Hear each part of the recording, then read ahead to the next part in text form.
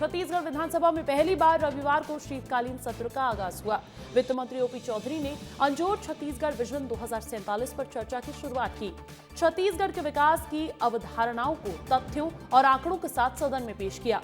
करीब 1 घंटे के संबोधन में मंत्री ओपी चौधरी ने प्रदेश की जीडीपी से लेकर उद्योग, इंफ्रास्ट्रक्चर, कृषि, एजुकेशन, हेल्थ समेत तमाम विषयों में विकास की संभावनाओं पर विस्तार से जानकारी दी।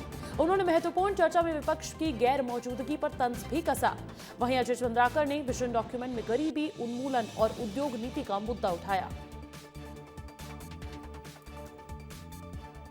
आज विधानसभा के नवीन भवन में पहले सत्र के रूप में, पहले दिन के रूप में आज यहाँ पर विजन डॉक्यूमेंट जो छत्तीसगढ़ अंजोर विजन 2047 सरकार ने हमारे मुख्यमंत्री जी के नेतृत्व में तैयार किया है, उस पर चर्चा हुई है। और कोई भी राज्य जब आगे बढ़ना चाहता है, एक नई ऊंचाई को प्राप्त करना चाहता है, तो उसका लक्ष्य क्लियर होना चाहिए। लोग आज मंगलयान पर पहुंचने की योजना बना रहे हैं, लोग आज प्राइवेट स्पेस में रॉकेट छोड़ रहे हैं। इस तरह की स्थितियां बड़े बड़े विजन से संभव होती हैं। 2047 तक मोदी जी की तरह विकसित भारत बनाने के सपने के साथ विकसित छत्तीसगढ़ बनाने के सपने को लेकर विजन डॉक्यूमेंट बनाया गया है।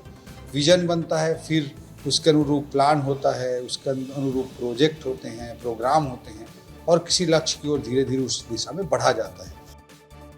अंजोर विजन 2047 पेश किया गया, उसे आपने कैसे देखा? जो पटल में प्रस्तुतिकरण किया उसमें आपको क्या समझ में आया? वो तमाम चीजें जो आपने कही वो एक बार।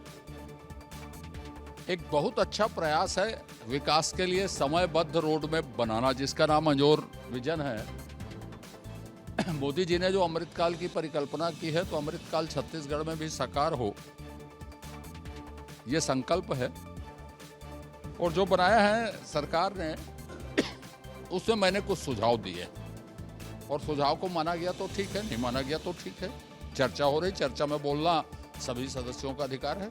एक चीज़ और है सर कि अंजोर विजन की जब हम बात करते हैं, इसमें महत्वपूर्ण बात आपने उठाई कि जो जंगल है उसमें औद्योगिक एरिया भी शामिल है।